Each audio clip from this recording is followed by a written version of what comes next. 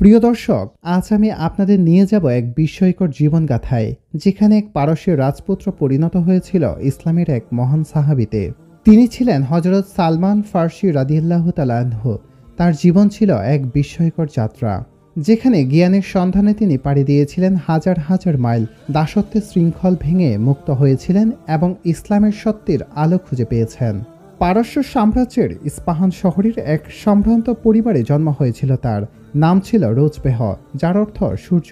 তার বাবা ছিলেন গ্রামের প্রধান, যিনি ছোটবেলা থেকেই তাকে আগুনের উপাসনা শেখান। রাজপ্রাসাদের বিলাসিতা আর বাবার আদরে কাটছিল তার দিন। কিন্তু একদিন এক গির্জার পাশ দিয়ে যেতে যেতে তিনি খ্রিস্টান পাত্রীর প্রার্থনা শুনলেন। সেখানে প্রথমবার তিনি জানতে পারলেন এক সত্য ঈশ্বরের কথা। তার মনে প্রশ্ন জাগল, আমার বাবা কেন মিথ্যা দেবতার পূজা করছে? এই প্রশ্ন তাকে শান্তি দিল না, বরং তাকে উদ্ভূত করল সত্যের সন্ধানে বেরিয়ে পড়তে। অবশেষে এক রাতে তিনি পরিবারের সবকিছু ছেড়ে পালিয়ে গেলেন অজানার পথে। তার যাত্রা তাকে নিয়ে গেল সিরিয়ার দিকে। সেখানে তিনি এক খ্রিস্টান বিশপের সান্নিধ্যে গেলেন। তিনি খ্রিস্ট ধর্মের বিভিন্ন দিক শিখতে লাগলেন, কিন্তু একসময় বুঝতে পারলেন যে এই বিশপ আসলে খুবই প্রতারক। বিশপ মৃত্যুর আগে তাকে বললেন, আরবের মরুভূমিতে এক নবীর আবির্ভাব হবে, যিনি ইব্রাহিম আলাইহিস সালামের মতো জীবন নিয়ে আসবেন। তার 3টি বিশেষ লক্ষণ থাকবে: তিনি দান গ্রহণ করবেন না, উপহার গ্রহণ করবেন এবং তার পিঠে নবুয়তের মোহর থাকবে। এই কথা শোনার পর রোজবেহির মনে যেন এক নতুন আশা জাগল। এবার তিনি মরুর পথে যাত্রা করলেন। মরুভূমি পাড়ি দিতে গিয়ে একদল বেদুইনের পাল্লায় পড়লেন তিনি। তারা তাকে ধরে নিয়ে দাস হিসেবে বিক্রি করে দিল এক ইহুদির কাছে। এরপর বহু বছর তিনি দাসত্বের শৃঙ্খলে বন্দী ছিলেন। কিন্তু তার হৃদয়ে ছিল একটি প্রত্যাশা, সেই নবীকে খুঁজে পাওয়া। অবশেষে তিনি জানতে পারলেন মক্কায় এক ব্যক্তি নবুয়ত দাবি করছেন। একদিন সুযোগ পেয়ে তিনি মদিনায় এলেন এবং রাসূল সাল্লাল্লাহু আলাইহি ওয়াসাল্লামের সঙ্গে দেখা করলেন। তিনি নবীর শরীরে নবুয়তের মোহর দেখলেন যে তিনি দান গ্রহণ করছেন না, কিন্তু উপহার গ্রহণ করছেন। তার চোখে পানি এসে গেল। এটাই সেই ব্যক্তি যার কথা বিশপ বলেছিল। কিন্তু তিনি তখনও দাস। তিনি তার মালিকের কাছে মুক্তির জন্য অনুরোধ করলেন। মালিক বলল, তুমি যদি 300 খেজুর গাছ লাগিয়ে দিতে পারো এবং সোনার সমপরিমাণ অর্থ দাও, তবে আমি তোমাকে মুক্তি দেব। রাসূল সাল্লাল্লাহু আলাইহি ওয়াসাল্লাম সাহাবাদের ডাকলেন এবং সবাই মিলে তাকে সাহায্য করলেন।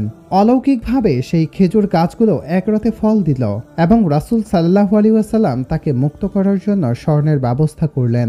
সালমান রাদিয়াল্লাহু তাআলা আনহু মুক্ত হলেন। সেদিন তিনি কান্নায় ভেঙে পড়ে বললেন, এটাই সেই নবী যার জন্য আমি জীবনভর অপেক্ষা করছিলাম। এরপর তিনি ইসলামের অন্যতম প্রধান সাহাবী হয়ে উঠলেন। খন্দকের যুদ্ধে যখন মুসলিমরা শত্রুদের বিরুদ্ধে দুর্বল হয়ে পড়েছিল, তখন তিনি রাসূল সাল্লাল্লাহু আলাইহি ওয়াসাল্লামকে পরামর্শ দিলেন, পারস্যে আমরা পরীক্ষা খনন করে শত্রুকে আটকাই। আমরা মদিনার চারপাশে পরীক্ষা খনন করলে শত্রুরা প্রবেশ করতে পারবে না। রাসূল সাল্লাল্লাহু আলাইহি ওয়াসাল্লাম তার পরামর্শ গ্রহণ করলেন এবং সবাই মিলে খনন কাজ শুরু করলেন।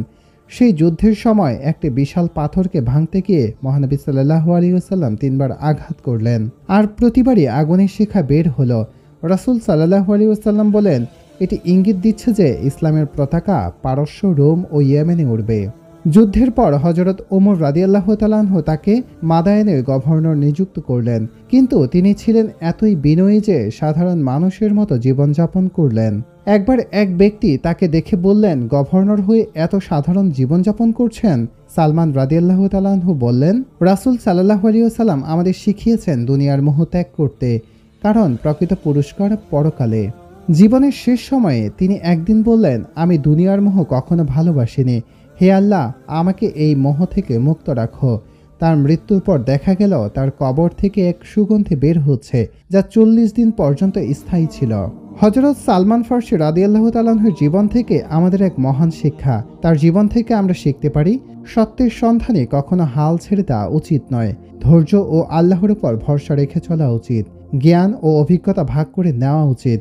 দুনিয়ার মোহ ত্যাগ করে পরকালের জন্য প্রস্তুত হওয়া উচিত। মৃত্যু সবসময় স্মরণ রাখা উচিত। আল্লাহ তাআলা বলেন, যারা আল্লাহর পথে সংগ্রাম করে আল্লাহ তাদেরকে নিজের পথে পরিচালিত করেন। সূরা আনকাবুত। প্রিয় দর্শক, এই গল্পটি আপনাদের কেমন লেগেছে?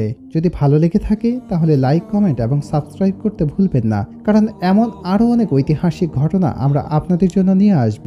আল্লাহ আমাদের সবাইকে সত্যের পথে পরিচালিত করুক। আমিন।